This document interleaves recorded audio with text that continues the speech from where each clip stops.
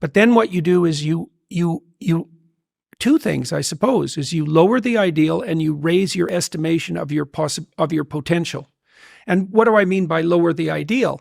Well, if you're comparing yourself to someone or even to a future self, and the gap is so painful that it paralyzes you, then you've created a dragon that you don't have the tools to master.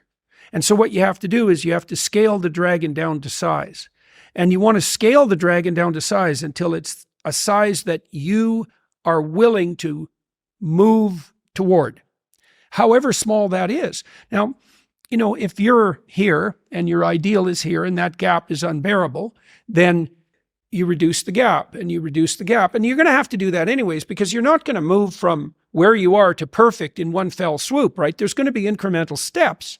So you have to fill in that hierarchy of progression with a high enough resolution representation so that you can start to move forward. And then you should be buttressed. There's another gospel comment that's very interesting. It's called the Matthew principle. And the Matthew principle is, to those who have everything, more will be given. And from those who have nothing, everything will be taken.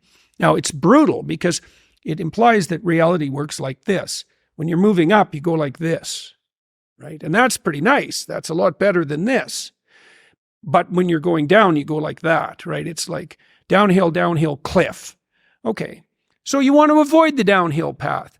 Well, if the uphill path is like this, which is like exponential, let's say, or geometric, then what that means is that it doesn't matter how big the first steps you take uphill are, even if they're trivial, even if they're shameful in their size, because you're so useless, that if you're disciplined in that, you'll speed up extraordinarily rapidly.